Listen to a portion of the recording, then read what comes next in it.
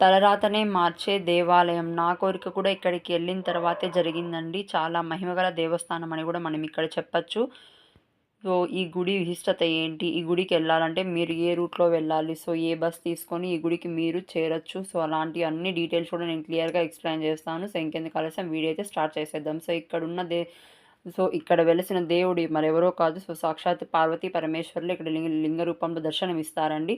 So, ఈ ఈ వృక్షం అయితే చూడండి. ఇక్కడ ఒక వృక్షం కనిపిస్తుంది కదా మీకి. సో, ఈ చెట్టయితే ఎప్పుడైతే ఇక్కడ లింగం ఆవిర్భవించిందో అప్పటి నుండి ఈ చెట్టు అయితే ఉందండి. సో, ఈ చెట్టు నియర్లీ 80 సంవత్సరాల కింద మాటనే చెప్పొచ్చు. సో, చూడండి ఎంత పెద్ద చెట్టుగా ఉందో. ఈ చెట్టుకు చాలా ప్రాధాన్యత కూడా ఉంది. సో, గుడికెళ్ళినప్పుడు ఈ చెట్టు దగ్గర కూడా ప్రదక్షిణాలనేవి చేయాల్సి ఉంటుంది మీరు. సో, ఇంకా కూడా చూడండి ఈ చుట్టుపక్కల అయితే ఇక్కడ దేవస్థానం మొత్తం కూడా పార్వతీ పరమేశ్వరుడికి సంబంధించిందే. ఇక్కడ మీరు దగ్గరలో చూసినట్లయితే చాలా రకాల నాగదేవతకు సంబంధించిన నాగదేవత సుబ్రహ్మణ్య స్వామికి సంబంధించిన ప్రతిష్ట కూడా ఇక్కడ జరిగిందండి. రండి చూపిస్తాను చూడండి. ఇక్కడ ఎవరైతే సంతాన ప్రాప్తి కావాలనుకున్న పెళ్ళి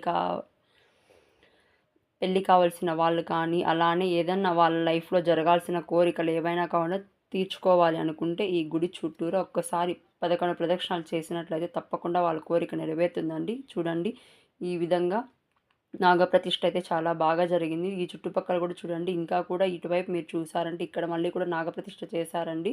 చాలా మహిమగల దేవస్థానం అని కూడా చెప్పచ్చు. చాలా విస్తీర్ణమైన ప్రదేశం అని కూడా చెప్పచ్చు. ఇక్కడ ఇంకా కూడా చూడండి చాలా కోలాహలంగా ఉంటుందండి చూడ్డానికి. చూడండి. సో, మీరు వెళ్ళినప్పుడు కూడా చాలా వరకైతే ఇక్కడ కోలాహలంగా జనంతో చాలా అందంగా నిండి ఉంటుంది. సో, దేవస్థానం మరీ చిన్నదేం కాదండి. సో, మీడియం సైజులో ఉంది. చూడండి ఎంతవరకు అభిషేకాలు కానీ, అభిషేకాలు కానీ, పూజలు కానీ ప్రతి సోమవారంకి ఇక్కడ అభిషేకం అనేది చాలా బాగా జరుగుతుంది పార్వతీ పరమేశ్వరులకి.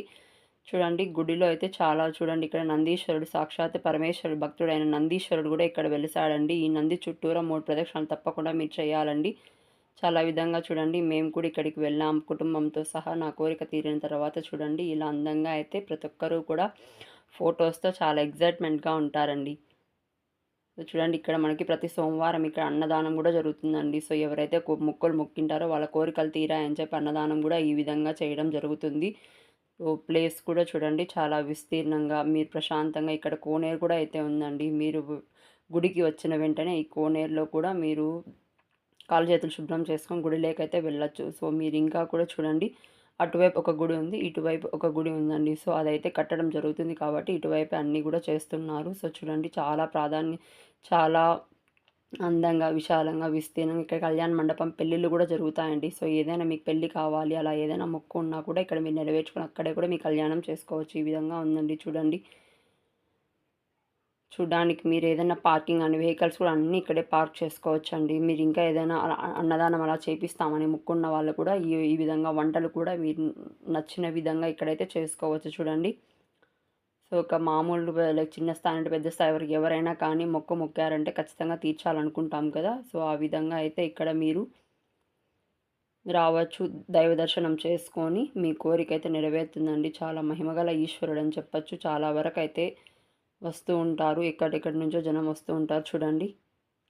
అసలు దేవాలయం ఇది. ఈ చెట్టు వృక్షం గానీ చాలా వరకండి. అడ్రస్ ఎక్కడ అనేది కూడా నేను కంప్లీట్‌గా చెప్తాను. వెయిట్ చేయండి. చూడండి ఈ చిన్న చిన్న చెట్లు కూడా అండి చాలా బావుంటుందండి వాతావరణం. ఎస్పెషల్లీ ఎన్విరాన్మెంట్ అయితే నేచర్ పక్కా బావుంది. ఇంకా అడ్రస్‌కైతే వచ్చేద్దాం. సో, ఎక్కడ ఇది అనుకుంటున్నారా? సో, చూడండి ఇలా ఆర్చ్ అయితే ఉంటుంది. స్టార్టింగ్ అడ్రస్ వచ్చి సో, నీలమల్లేశ్వర స్వామి గుడి. ఆ గుడి పేరు సో, నిమ్మలపల్లి పోస్ట్ మదనపల్లి దగ్గర అన్నమయ్య జిల్లా. లేకపోతే ఓల్డ్ అయితే చిత్తూరు జిల్లా అని కూడా మీరు సెర్చ్ చేయొచ్చు గూగుల్‌లో కానీ, ఎక్కడైనా కానీ మీకు దగ్గరలో అయితే దయచేసి వెళ్ళి దర్శనం చేసుకోండి. స్వామివారి దర్శనం కలిగితే అందరికీ మంచే జరుగుతుంది కాబట్టి ఒకసారి వెళ్ళి దర్శనం చేసుకోండి. సో, ఇక్కడ కొండలు ఉన్నాయనేసి దూరం అనుకోకండి. అక్కడ అన్ని దగ్గర దగ్గర పల్లీలు కూడా ఉన్నాయి. సో, చూడదగిన ప్రదేశమే, దర్శించుకోవాల్సిన ప్రదేశమే కాబట్టి అందరూ వెళ్ళాలని మనస్ఫూర్తిగా కోరుకుంటున్నాం. సో, వెళ్ళండి హ్యాపీగా ఎంజాయ్ చేయండి. సో, మీ కోరికనైతే తీరాలని అనుకుంటున్నాం. చూడండి రోడ్స్ కూడా చాలా ప్లెజెంట్‌గా, పీస్‌ఫుల్‌గా ఉన్నాయి. బసెస్ కూడా అవైలబిలిటీగా ఉన్నాయి కాబట్టి మీరు ఎలా అయినా వెళ్ళొచ్చండి. All the best.